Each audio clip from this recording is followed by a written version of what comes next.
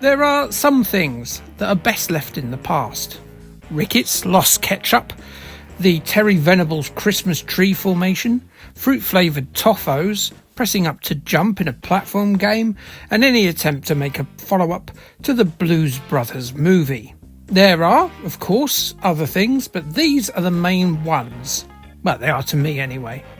The Blues Brothers was brilliant, a road movie farce with a tremendous blues musical slant.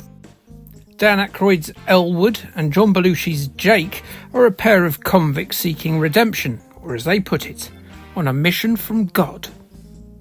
They plan to bring together their old rhythm and blues band in order to raise $5,000 necessary to save a Catholic orphanage. A huge task made even more difficult by an angry Carrie Fisher, some neo-Nazis and an awful lot of police patrolmen. Known for its ridiculous car crash pile-ups, its hilarious set pieces and a host of musical contributions from icons like Aretha Franklin, Ray Charles and James Brown, Blues Brothers was a smash hit in the year 1980, raking in near $160 million from a $27 million budget. It wasn't necessarily universally loved by the critics, but its absolute dedication to being an over-the-top silly fare won over most of the audience, both in the theatre and in its home entertainment release. In 2020, the Blues Brothers was selected for preservation in the United States National Film Registry by the Library of Congress as culturally, historically, or aesthetically significant. Blues Brothers 2000 could not really be described as culturally, historically, or aesthetically significant. Released in 1998, it shared a lot in common with its smash hit forebear. As well as returning Dan Aykroyd as Elwood Blues, we had a whole host of legendary musical cameos from the likes of Wilson Pickett, Eric Clapton and B.B. King, and, well, even more ridiculous car crashes. But it led to a string of poor reviews and a lousy box office.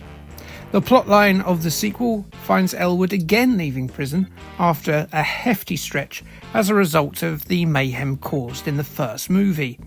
To compound Elwood's challenges, his brother has died during his time in prison, which is, of course, reflected in the fact that John Belushi had died in that time.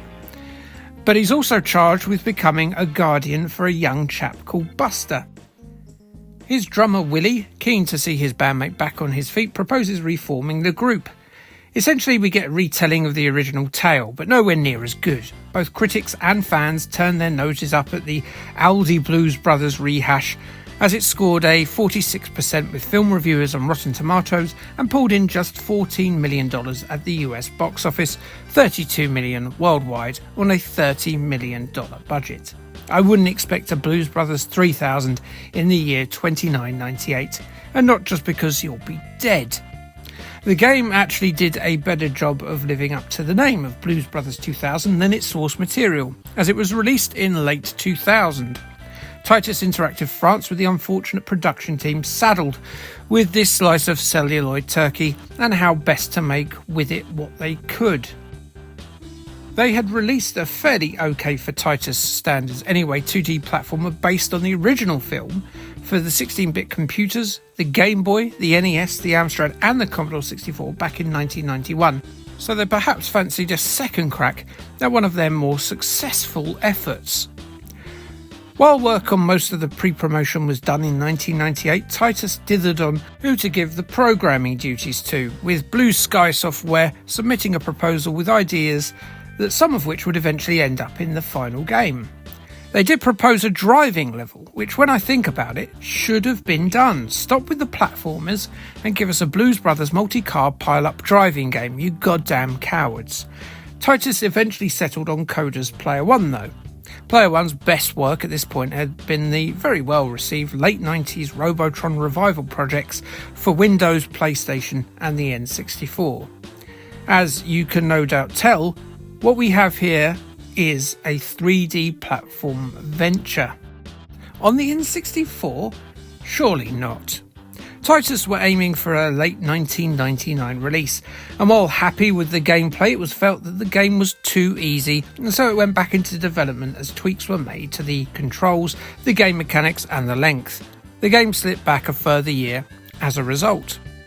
The plot follows that of the movie, only extremely loosely, but has you trying to reform the group before the Battle of the Bands.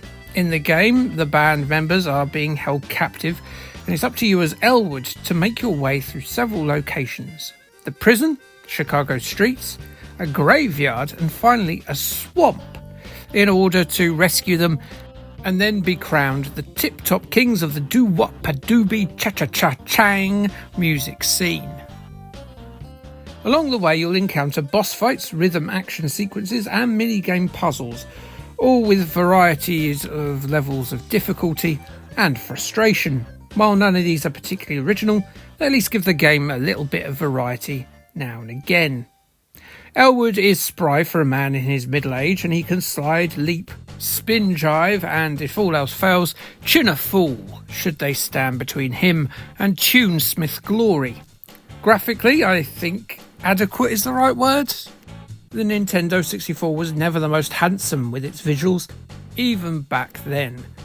But Blues Brothers 2000s, well, they just about serve the purpose to a very Nintendo 64 type level of standard. The environments, they're pretty drab and featureless across the board, but some are slightly more favourable than others. The city and graveyards stand out as being okay, and they've got a little bit of variety to them, whereas the swamp and the prison, they don't look brilliant at all. The music, more important here than most platform games given the source material, is actually pretty good, with various tracks that hint at some of the famous blues standards that were used in the franchise. I'd say that the tunage is on point and the game's strongest aspect. Gameplay is what you're expecting: a B-Tech banjo, a Matalan Mario 64, a Sainsbury's own brand Spyro. You could probably have been able to tell that from the footage though. Mid. Elwood moves pretty well with his small array of moves, but the problems that plague the lesser 3D platformers are only too evident here. It's hard to line up with surfaces, attacks will often whiff harmlessly past the goons in Dan Aykroyd's way, you'll be wrestling with the camera like it's an overtly amorous pansexual gay snake desperate to have a suckle on your flesh sceptre. It's not easy to use, in other words, and only makes things worse for what is already quite an average game. The challenge is pretty decent, though some of that is either down to you getting lost or some of the jumps being marred by the ropey camera and slightly off responsiveness. The bosses usually follow fairly simple to work out attack patterns, so they shouldn't be too problematic. There is a modicum of character to Blues Brothers 2000. It absolutely isn't the worst game of this type, but I don't think the extra 2 years are on show in the finished product.